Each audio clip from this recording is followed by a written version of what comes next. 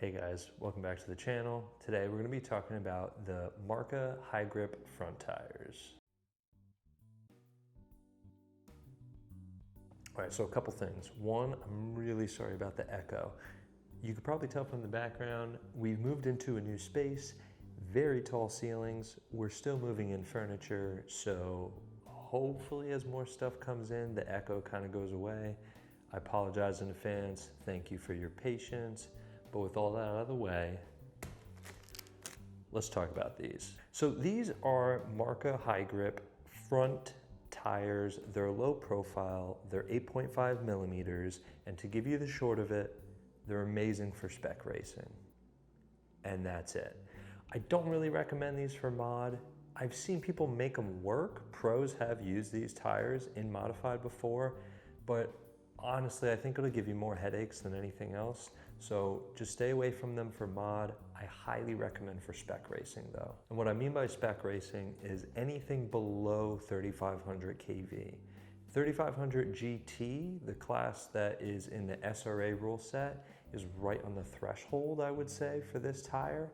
I've made it work. Some other people have made it work. Many people avoid it because it is a very aggressive front tire, but it's worth giving a try for that class. Mostly though, you'll be seeing this in 2500 lipo stock, 2500 GTLM PN super stock, and maybe in classes like 2500 open pan, some 70 turn, some Kyosho box stock, things like that. I also want to point out, they do make an 11 millimeter front tire. It's full height. For some reason, Davide can't make low profile 11 millimeters. Hopefully that can be something he can do in the future.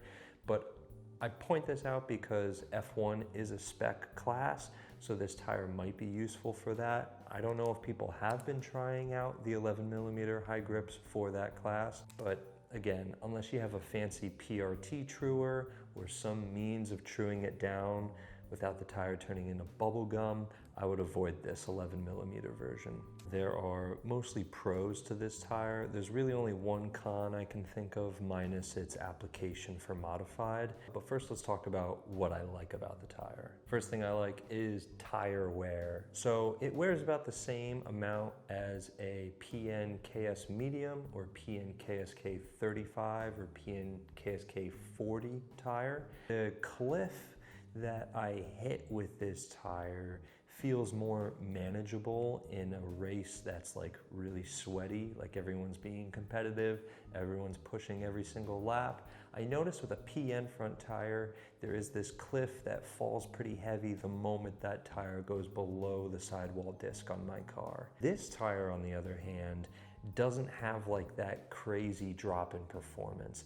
It's not like my car starts understeering a lot like sometimes it will with a PN tire, and then that forces me to brake heavy in every single corner just to rotate the car. This tire allows you to run a very high sidewall disc way above the surface of the tire itself, and you still get all the steering that you could ever ask for. Where that might be a con, like I mentioned earlier, is it looks very weird. You'll see in the close-ups, my plastic sidewall sits pretty high above the surface level of the tire. If you don't mount your new fresh tires with a high sidewall disc like this, you could risk traction rolling.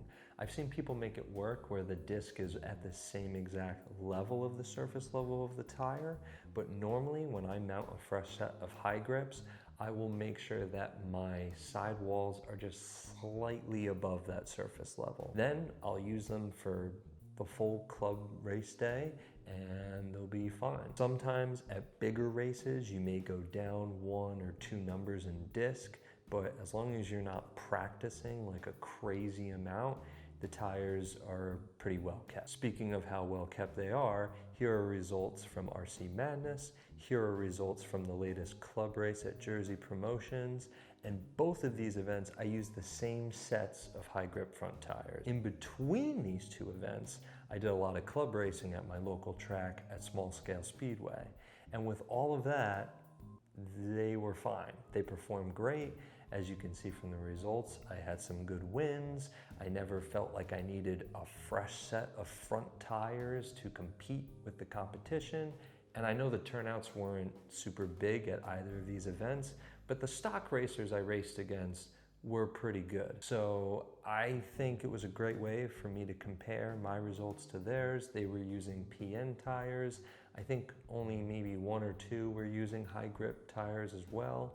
So it goes to show that it's competitive. Again, what I'll just recommend is that you pay attention to your sidewall, make sure the tire isn't too high, otherwise you're just gonna get frustrated with how much traction rolling there is.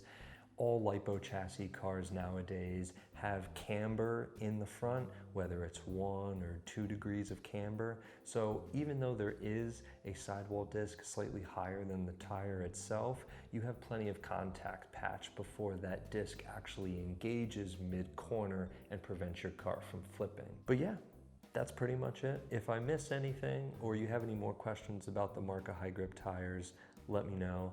I know that this is only the second installment of Tire Talk. We had a pretty lengthy video in the first episode, and I know that there's a new tire that had just been dropped by Marka, the V15.